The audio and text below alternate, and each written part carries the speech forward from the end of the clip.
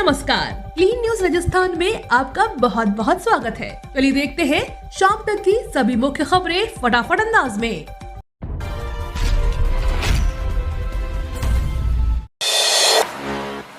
आज बारिश के आसार नहीं, अब लुढ़केगा पारा, जानिए वजह। मौसम विभाग के अनुसार राजस्थान में मौसम शुष्क बने रहने की संभावना है।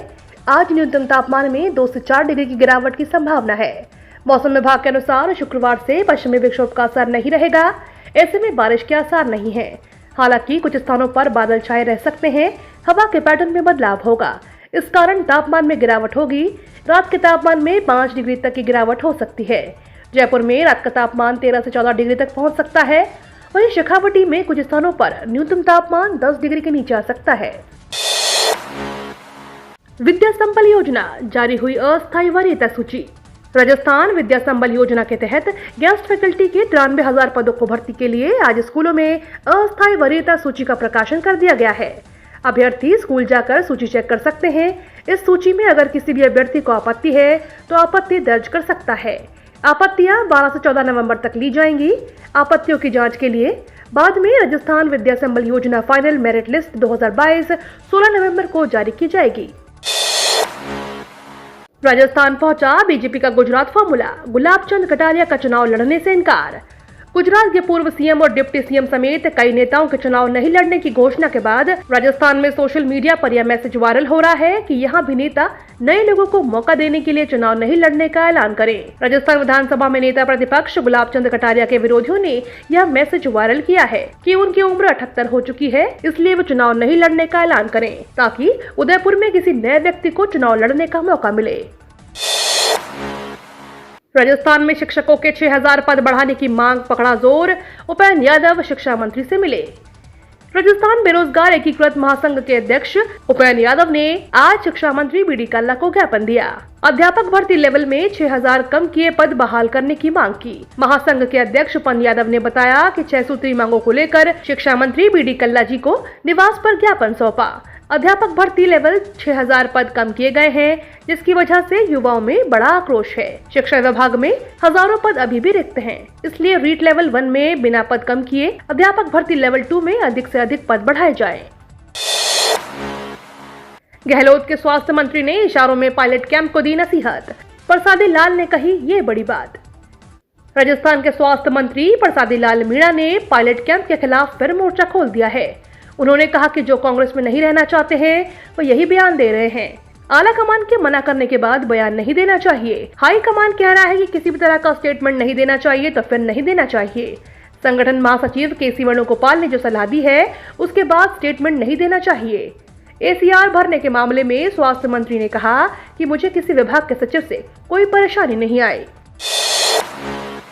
जयपुर इंटरनेशनल एयरपोर्ट करेगा लघु वन का विकास, लगाए जाएंगे 4,400 नए पौधे।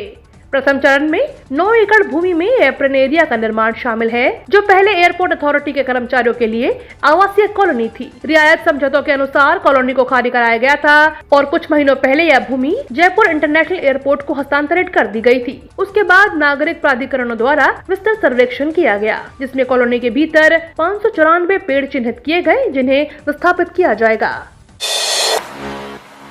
भारतीय रेलवे की तरफ से बड़ी राहत, यात्रियों के लिए राहत की खबर। भारतीय रेलवे द्वारा राजस्थान के लोगों को बड़ी सुविधा दी जा रही है।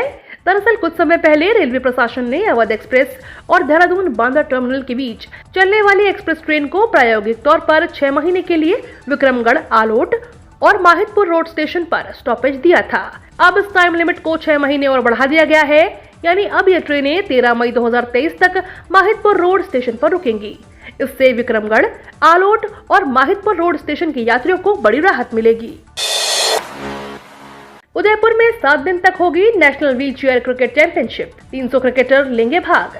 Narayan Seva Sansthan Udaipur, differently abled cricket council of India और wheelchair cricket India association के संयुक्त संयोजन में 27 नवंबर से 3 दिसंबर तक उदयपुर में 3rd national wheelchair cricket championship 2022 का आयोजन होगा।